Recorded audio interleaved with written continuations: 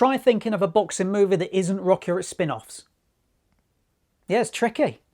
Of course, you could have chosen films like Raging Bull, or $1 Million Baby, or The Champ, or The Fighter. But I bet you didn't instantly think of 24/7.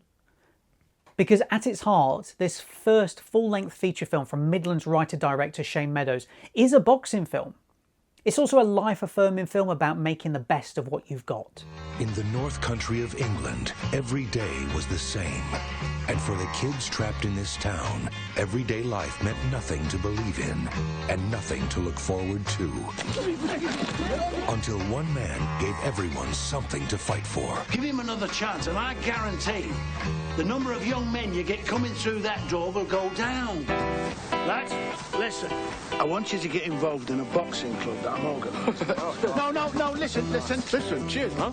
You're late already. What are you doing? As soon as you go through these ropes, you must master control.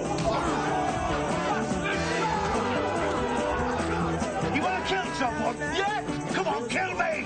What do you want to do? Stand out here and sulk? Or come back in there and box? I need you, man. I think it's time that we had a match against another club. Come on, lads, it'll be great! Are you a bit nervous then? Are we ready to rumble? Written by best friends Paul Fraser and Shane Meadows, 24/7 grew out of Meadows' two short films, Where's the Money, Ronnie? And Small Time. It was producer Stephen Woolley who said the story about an influential boxing trainer could just not be told in a short film format, and that it needed to be expanded into a full-length feature film. Fraser and Meadows were only 21 when they wrote 24/7. Neither of them had any education in filmmaking. Neither of them knew how to even write a full-length feature film script. Meadows mined his own background for the story. Being into boxing as a kid, Meadows was part of a club. But that club shut down and nothing was there to replace it with. So the boys in the club ended up passing their time by shoplifting and generally getting into a lot of trouble. Then one day a man came and set up a local football club for the kids in the area. Meadows and his boxing chums joined the club. While they were bloody awful at football, and sometimes losing very heavily, the boys found a purpose again. And it was all thanks to a 55-year-old man and the inspiration he brought to the club. For the role of Alan Darcy, the central figure of the film, both Meadows and Fraser thought actor Bob Hoskins would be perfect for the role. But they didn't come up with it together. Each of them, when writing their scenes separately, would picture Bob Hoskins saying their dialogue.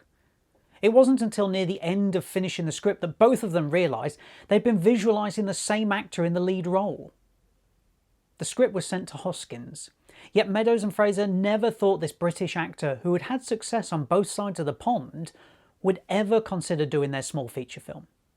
Then one day Meadows was summoned down to London to sit with Hoskins and go through the script. What that actually meant was discussing the script over numerous glasses of wine. By the time Meadows was back on the train to Nottingham, and completely pissed, Hoskins had agreed to take the part. Hoskins wanted to do a Nottingham accent for the film. So upon his arrival in the city, he decided to talk to lots of people and try and mimic their accent. The problem is that Nottingham is such a multicultural and diverse city that very few people had the exact same accent, or twang as it's been called, that Hoskins needed in order to get to grips with developing the accent. One night he was in a pub and one of the locals said he was born and bred in Nottingham and that Hoskins could pay for his beer and he would teach him the accent. The bloke went home pissed every single night, and Hoskins was none the wiser as to what the true Nottingham accent was. Shot in just 5 weeks in and around the housing projects that Meadows grew up in, it features a lot of local actors and also friends of Meadows. It was a real filming by the seat of your pants effort from Meadows as he got to grips with making a full-length feature film. Meadows always visualised the film being shot in a soft black and white. Not for budgetary reasons, but more to make the film a stark depiction of working class life. It's difficult to imagine anybody else except for Bob Hoskins playing Alan Darcy after seeing this performance. Sure, the part was written for him, but that isn't to say he would have taken it or played it that way. Yet Hoskins brings many complexities to Darcy.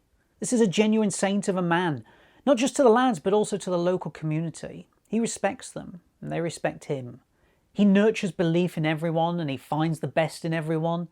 Boxing is an aggressive sport, and Hoskins could have used his hard man image to play the part. But instead he subverts that image and opts to play it gentle, almost like a quiet mouse with the heart of a lion. Here, it isn't gaining respect through a hard man persona. Instead, he's gaining respect for treating everybody as an equal. It's like he doesn't have a bad bone in his body.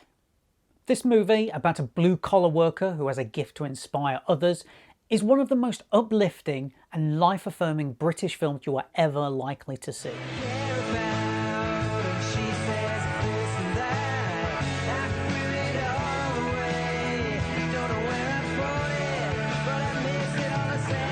We were a boxing club on the verge of our first clash. When I remember this, I feel on top of the world.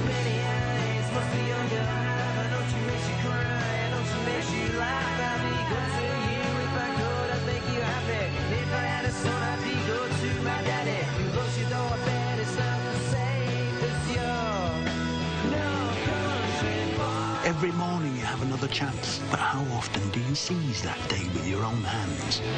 24/7, the highly acclaimed debut film from Shane Meadows.